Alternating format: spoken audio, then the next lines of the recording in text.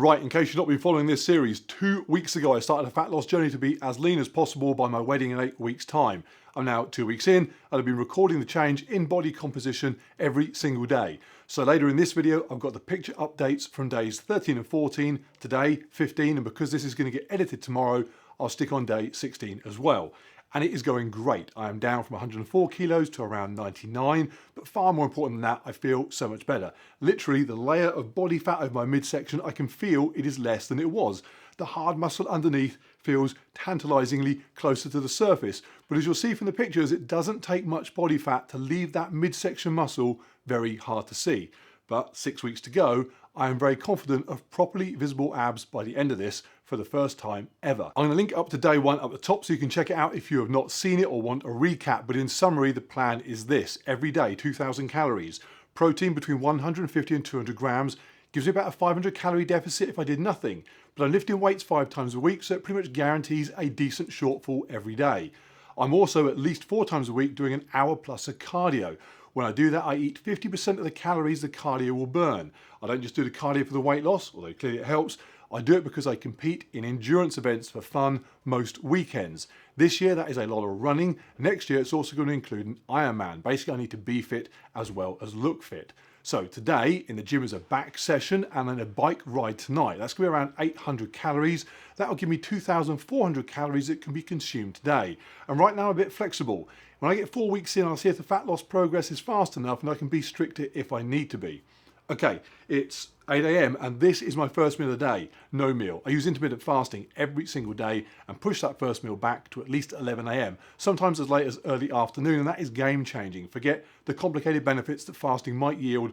Right now, it simply means that the meals I do eat can be bigger and closer together than if I tried to stretch those calories over meals starting from as soon as I wake up. It just makes sticking to the plan so much easier. So for now, it is just coffee. And if you're thinking, oh, I couldn't skip breakfast, yes, you could. Get a grip. If you want to have your Cocoa Pops 10 minutes after waking up, have them. But don't kid yourself that A, you couldn't go without them, or B, you need them. You don't. You just got up. Are you short of carbs already? Unless you had a really, really fun night, I doubt it.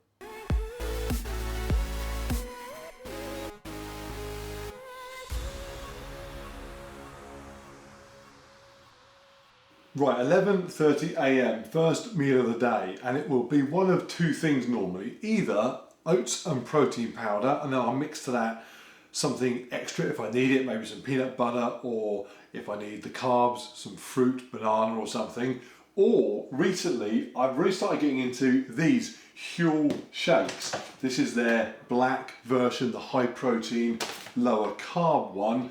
But you can easily tweak that by adding fruit again if you need extra carbs. And before everyone dives in the comments saying eat real food, blah blah blah, find me someone that works out, lifts weights on a regular basis and doesn't have as a minimum protein shakes daily. I've seen some YouTubers have enough potions in their kitchen. Makes it look like they work for Walter White. Yo, Mr. White, I can't even pronounce half this shit. And as for the Huel stuff in particular, without wanting to sound like a Huel fanboy, the ingredients list is just full of whole foods. Oats, flaxseed, brown rice, peas, coconut. It sounds like it should come with a free yoga mat. It's also incredibly simple and tasty and consistent.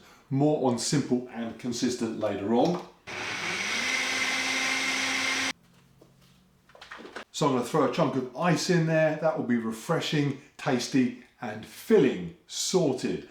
90 minutes work and then to the gym.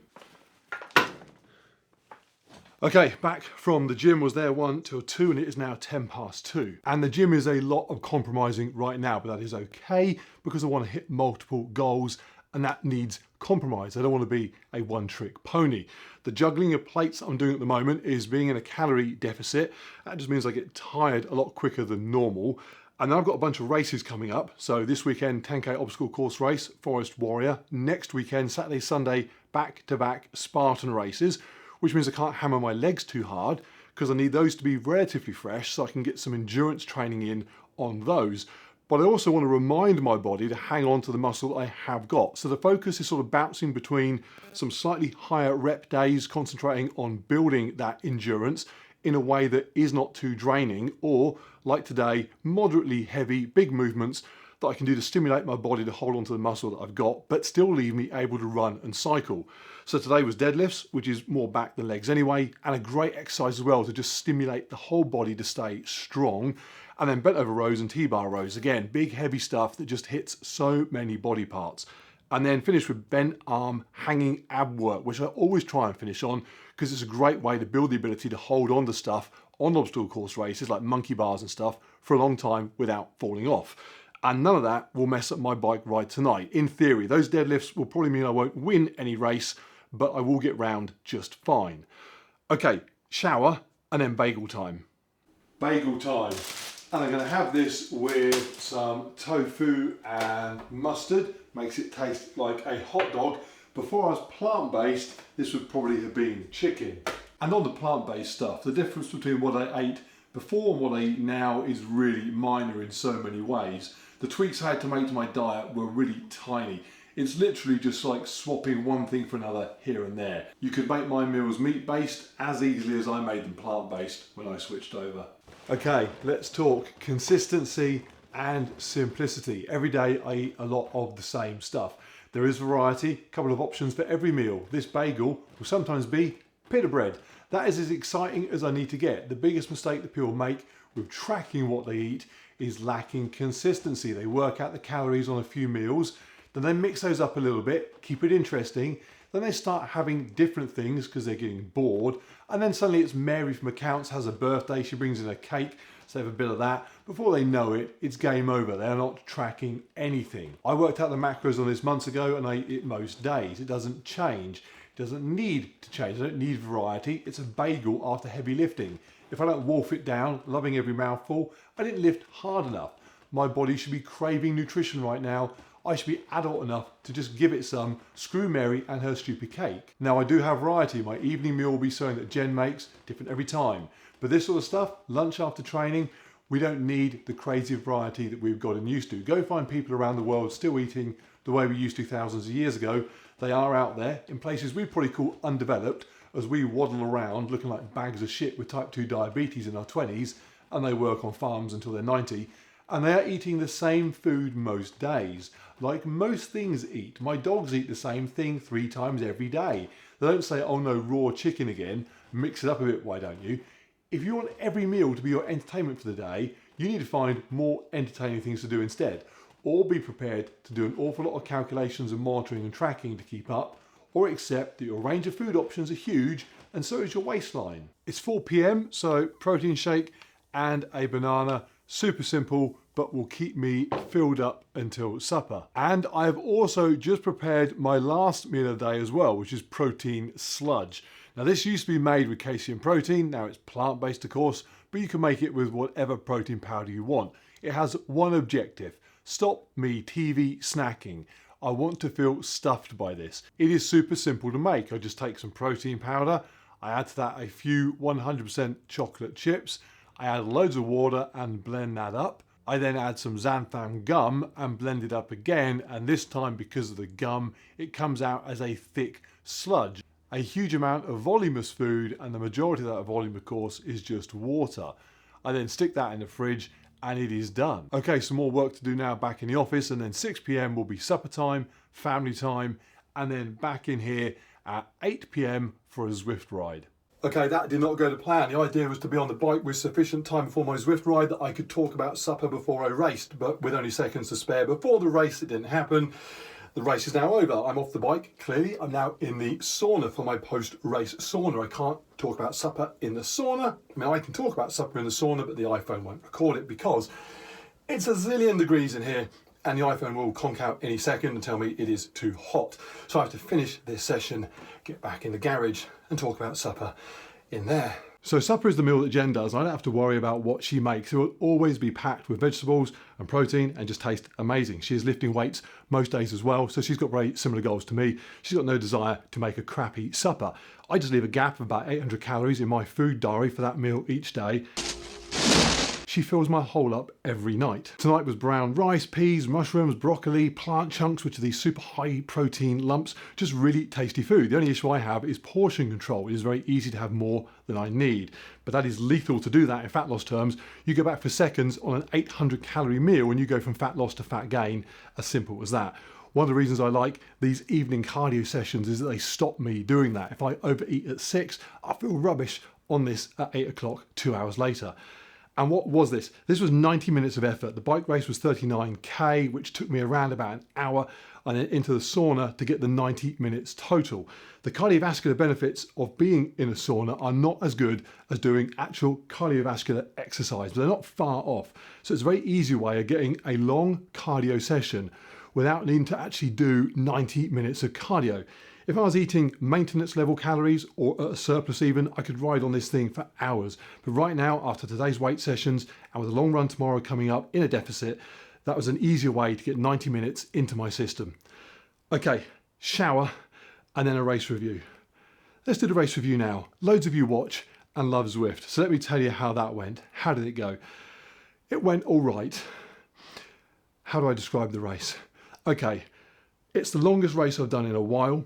I wasn't expecting to do brilliantly because I don't do brilliantly over long races anyway. There weren't that many riders in it, and A, Bs and Cs all set off at the same time. So for the first lap, I hung with the fast guys, the As and the Bs. At the end of the first lap, well, I can't quite remember what happened actually, but I got dropped. But I didn't worry about it too much. I was never going to hold onto those guys for the entire 6-lap race. So the fact I was dropped didn't matter. The slightly annoying thing was that the group behind that I had to then wait for to get picked up by was miles back, so I had just ages waiting for them to catch up. Anyway, when they finally did, there was 4 or 5 of us. One got dropped, I think, towards the end, but we just rode around together. Actually, riding in a group of 4 is quite stressful because you don't want to be first because you're doing all the work. You don't want to be last because if you get dropped, that's it, you're on your own, the other 3 are gone. So you really want to be second or third, which doesn't really give you much to play with. So there's this constant rotation of people trying to not be at the back and not be at the front and squeeze into the middle where there's only a couple of spaces. Anyway, as I hoped would happen, I hung with those guys right until the end, sprint finish, beat them, came in third, I think, out of the C riders, which was all right. I mean, it got the job done. Basically, it was just to get an hour of cardio plus the sauna, 90 minutes, hard cardio session in the bag. Where I came in that particular Zwift race, not really too important. So that is it. Going to have this and then some TV and then bed. And I've added to this just a handful of frozen blueberries and a sprinkling of nuts. But I could put on there pretty much anything that I wanted. So for example, if I needed extra carbs, I could load that up with banana, instant oats, anything. So for example, I might do that if I'm going to be racing the next day first thing, or at the weekend if I'm up early for a long bike ride or run. Basically, if I think between this at 10 p.m. and tomorrow at 10 a.m, I'm going to need to expend a lot of extra energy, I deal with that here. I'll add up the calories and the macros and I'll stick them up on screen somewhere. It's going to come in under my 2,400 target, I expect, but that is okay because I don't count tiny extras like sprinkling some nuts on here or maybe some vegan mayo on my supper, but that can easily add a couple of hundred extra. Once I get to week 4, if the improvements start to slow, I will get a bit stricter with that. But to be honest, counting calories is not quite as black and white as it would be nice to think that it was. The labels on foods are not always right. Clearly the calorie burn worked out by Garmin or Zwift is never going to be exact. But if you consistently do something and see results, you just keep doing the same thing and you should get those same results. Talking of results, I'm going to finish by sticking up the video updates for the last 2 days this morning, and I'll add on tomorrow mornings when I edit this together. So you're going to get 4 days worth coming up.